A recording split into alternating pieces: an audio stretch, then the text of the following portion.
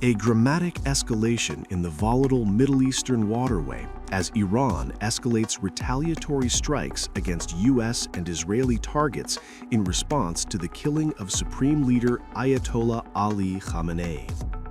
A fresh attack on a commercial vessel took place off the Omani coast as Iran's Islamic Revolutionary Guard Corps, or IRGC, Navy announced the closure of the Strait of Hormuz.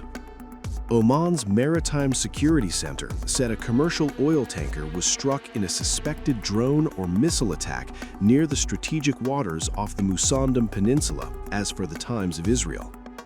The vessel, identified as the Palau-flagged tanker Skylight, was hit approximately 5 nautical miles off the Omani coast. Oman said the strike injured 4 crew members and forced the emergency evacuation of all 20 sailors on board. Gulf News reported that the ship had 20 crew members, including 15 Indian nationals and 5 Iranian nationals.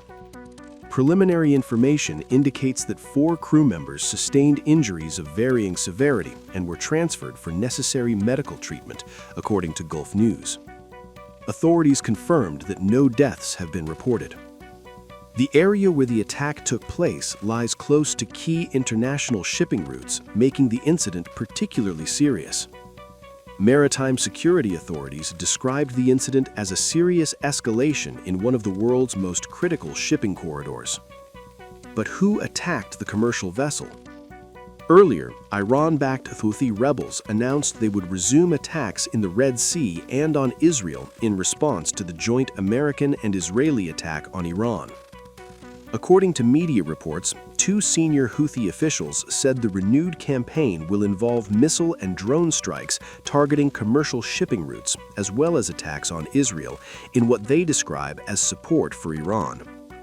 Yemen's Houthi leader, Abdul Malik al-Houthi, in a pre-recorded speech, called for mass demonstrations against the U.S. and Israel's attacks on Iran.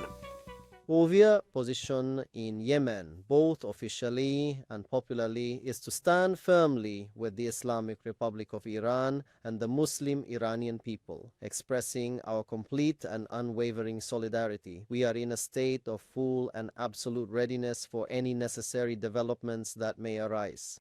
There is no cause for concern regarding this aggression against the Islamic Republic. There is no concern for the Islamic Republic of Iran, for it is strong, its position is powerful, and its response is decisive. And in reality, she is waging the battle of the entire Islamic nation against the American, Israeli, Zionist tyranny. The targeting of American military bases in the region by the Iranian army and the Revolutionary Guard Corps is a legitimate right for the Islamic Republic and not an act of aggression against other nations. Where those American military bases are located and operate, whether in the Gulf region or in other parts of the world. This is quite clear. There are American military bases that are directly involved in the aggression against the Islamic Republic, and it is the firm, legitimate, and undeniable right of the Islamic Republic to target them. In our readiness for all developments, we will engage in various activities, including popular movements and public mobilization. Therefore, I address our dear, steadfast Yemeni Muslim people. Less emphasizing the crucial importance of a massive million-strong turnout in widespread, large-scale, and truly million-strong popular demonstrations in the capital Sana'a and all the governorates tomorrow, God willing. Iran's Islamic Revolutionary Guard Corps Navy has issued a chilling declaration. No vessels are permitted to cross the Strait of Hormuz. The order, reportedly broadcast over maritime VHF radio and cited by Reuters, amounts to a de facto shutdown of one of the most vital arteries in the global economy, a move that could send shockwaves through energy markets within hours. The warning comes as tensions explode across the Middle East following direct military exchanges between Iran, Israel, and the United States, and now the confrontation appears to be shifting to the sea. The Strait of Hormuz is no ordinary waterway. This narrow corridor links the Persian Gulf to the Indian Ocean, wedged between Iran's southern coast and Oman's Musandam Peninsula. At just about 50 kilometers wide, shallow, constrained, and militarily exposed, it's one of the most vulnerable strategic choke points on Earth. And it carries staggering weight. More than 20% of the world's oil and petroleum consumption, roughly 20 million barrels every single day, flows through this passage. Nearly 1/5 of global liquefied natural gas trade also transits these waters, much of it originating from Qatar. If the strait is truly closed, even temporarily, the consequences could be immediate and severe. Energy prices surging, shipping disrupted, global markets rattled.